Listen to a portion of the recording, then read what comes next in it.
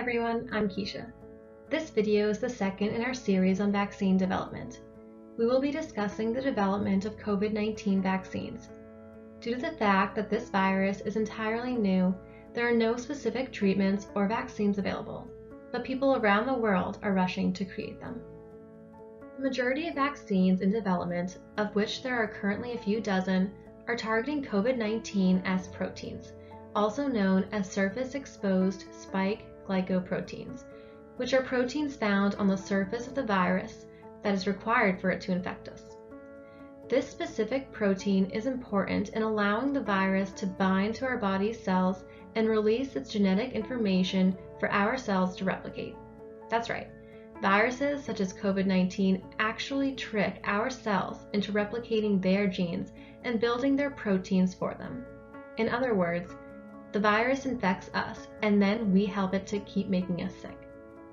Without the S protein, the COVID virus would be unable to pass its genetic information onto our cells, and since it cannot make proteins on its own, it can no longer make us sick. So far, this type of vaccine has shown promise when studied in mice, so there is hope that it will provide protection in humans as well. The first vaccine is China's CanSino Biologics and the Beijing Institute of Biotechnology. They were among the first to launch small clinical trials of vaccines against COVID-19. The vaccine uses a non-replicating version of adenovirus 5, which causes the common cold, as a way to carry in the gene for the coronavirus S protein. This is the same platform used for the development of the approved Ebola vaccine. The vaccine is currently in phase 2 of clinical trials. The University of Oxford is developing a very similar vaccine to this one that also uses a weakened adenovirus to introduce the spike protein to our host immune system. Over 1,000 healthy volunteers will be monitored for immune protection of COVID-19 following vaccination with this vaccine. If participants develop an immune response to the spike protein, in theory, it will stop the virus from entering our host cells.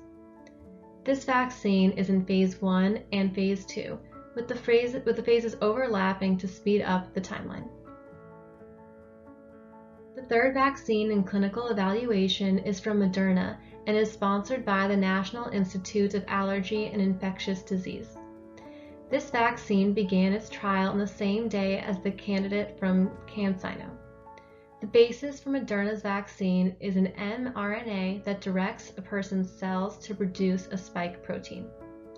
One challenge with this vaccine is that an mRNA vaccine has yet to make it to a phase 3 clinical trial. However, if the vaccine proves successful, it can be produced in larger numbers compared to more traditional vaccines. This vaccine is now in phase 2. So which vaccine will work?